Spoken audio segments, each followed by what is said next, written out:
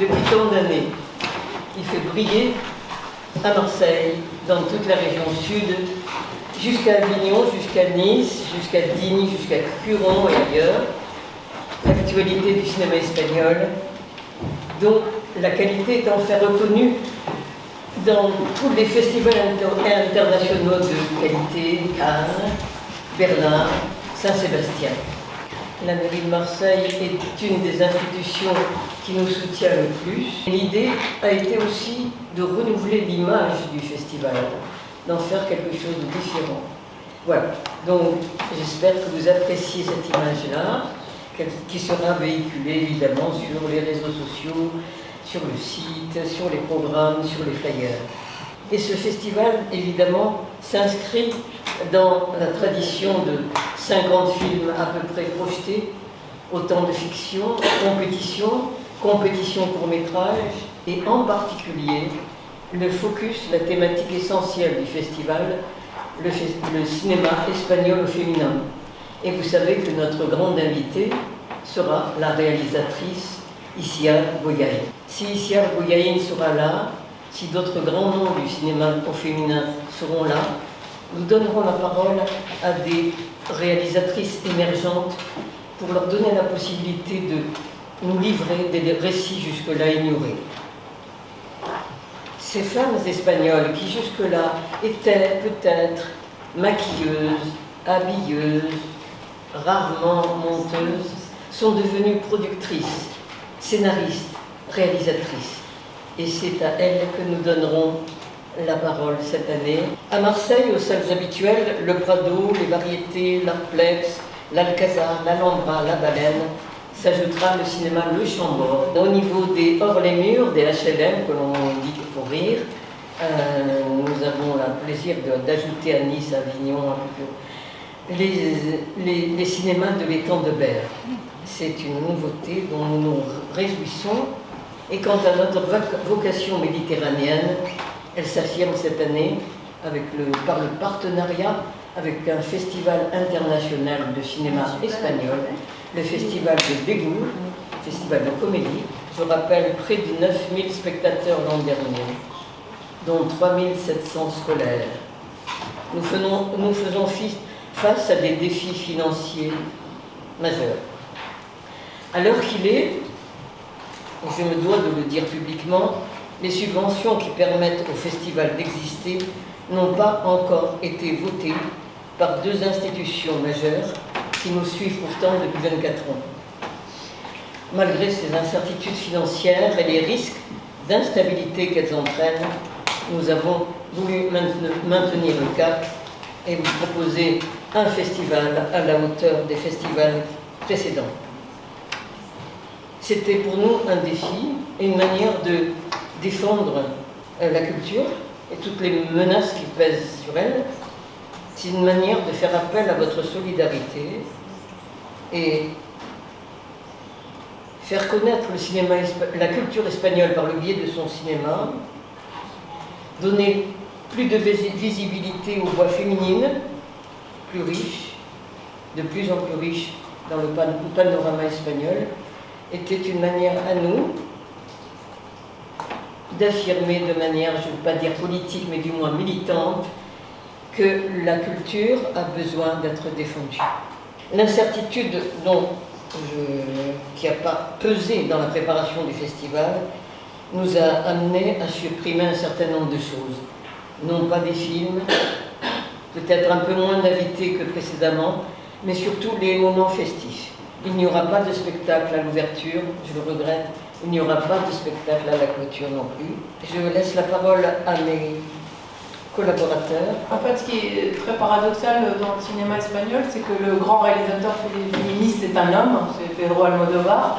Et voilà, ça c'est il a régné depuis très longtemps, depuis les années 80 jusqu'à il n'y a pas si longtemps, comme le grand réalisateur féministe.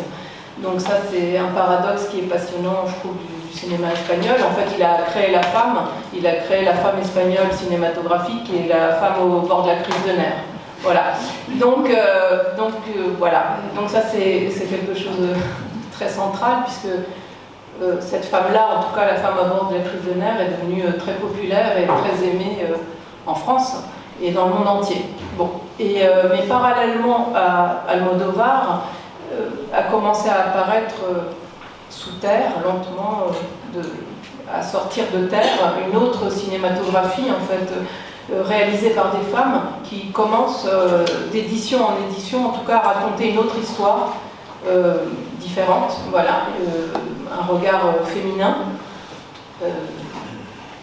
Donc, en fait, l'édition cette année, Cine Horizontes a eu envie de penser un festival au féminin, avec une majorité de films, enfin, pas une majorité, mais nombreux films, enfin beaucoup de films réalisés par des femmes, avec une table ronde où on pourra justement penser, enfin, se poser, enfin, réfléchir autour des idées de ce cinéma, comment il est pensé, comment il est fabriqué en Espagne, aussi de mettre en perspective avec peut-être comment il est pensé et fabriqué en France, puisqu'il y aura Charlène Favier, face à Eva Libertad, donc ça pourrait être deux visions de ce cinéma-là, féminin, et aussi donc une conférence autour de la bande dessinée, mais voilà, on en parlera. Un jury exclusivement féminin, avec justement Gabrielle Dumont, productrice, qui est là, ici présente, qui a produit cette année un très beau film français réalisé par une femme, pour ceux qui l'ont vu, Jane Austen a gâché ma vie.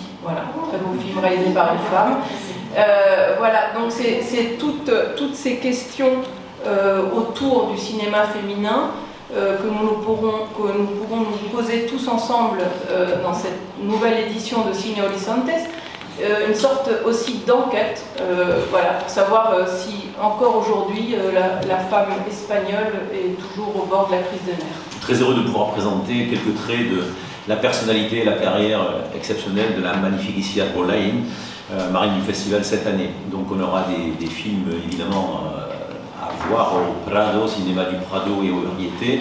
Donc ces 4 films déjà et sont déjà le résumé de cette personnalité extraordinaire de dimension sociale de Bollain, historique, humaine, et elle juge les événements avec une acuité toujours saisissante. Et elle pose des problèmes de société, d'histoire, comme dans le magnifique También la Lluvia, un biopic autour de la découverte de l'Amérique 1492.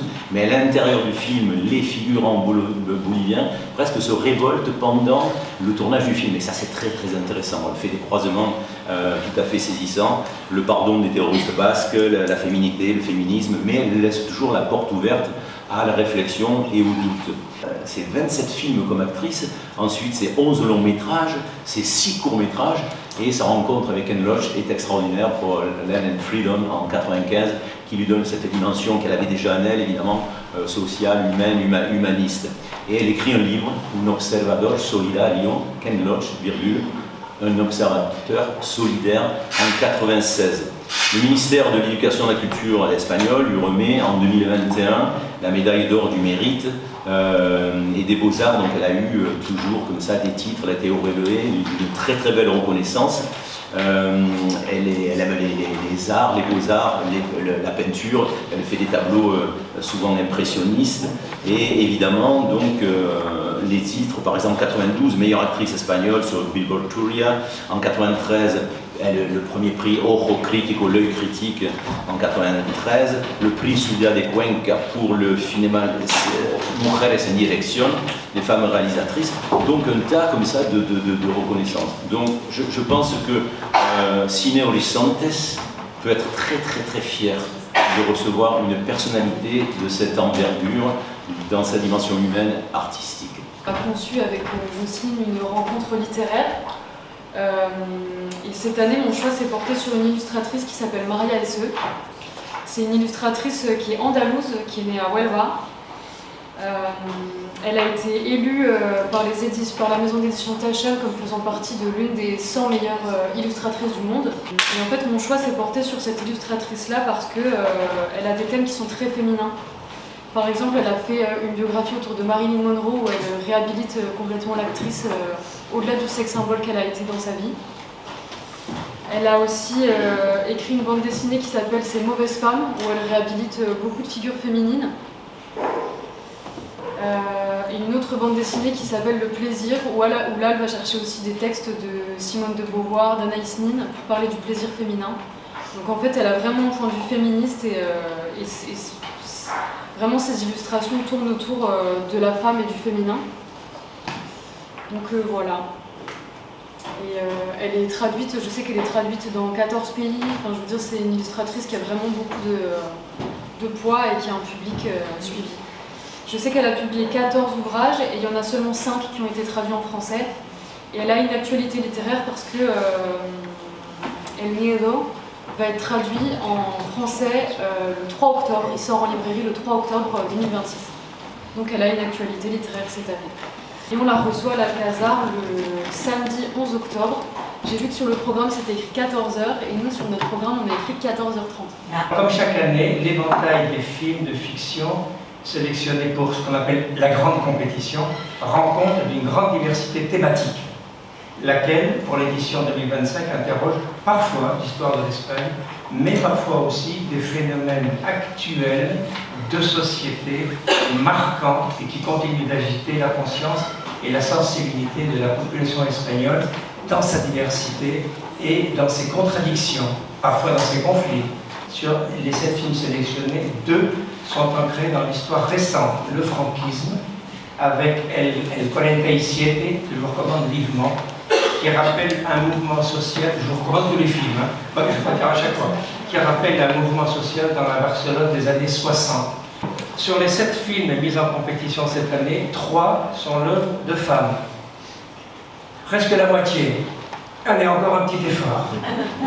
Mais je m'empresse d'ajouter que le comité de sélection n'est en aucune manière tenu à l'obligation de parité. Il n'évalue que la qualité technique, l'originalité du scénario, la sensibilité et la force des films qui sont soumis à sa critique, puis à la vôtre. En compétition cette année, nous avons 6 documentaires. 3 de ces films portent sur les sujets liés d'une façon ou d'une autre aux questions de migration, d'immigration. La compétition Belle Jeunesse.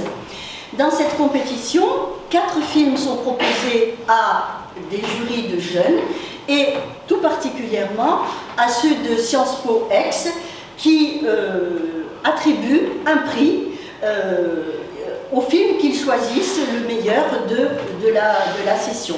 Donc déjà, il faut dire que cette année, ça a été une année très riche par rapport à la production cinématographique espagnole. On a eu des nouveaux films d'Almodóvar, on vient de voir Silac de Oliver Latze qui est en train de cartonner partout, à Cannes, etc.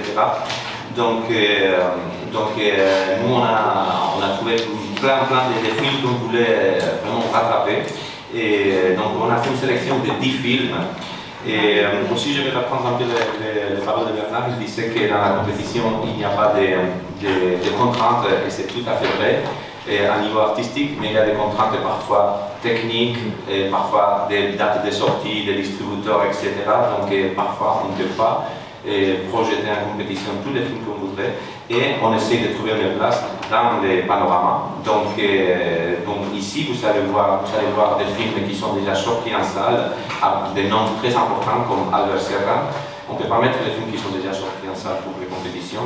Comme les scolaires et comme la journée Belle Jeunesse qui est faite pour et par les jeunes. Alors cette section, elle est faite par le lycée Thiers. Donc on a une présélection de à peu près 2h30 de projection.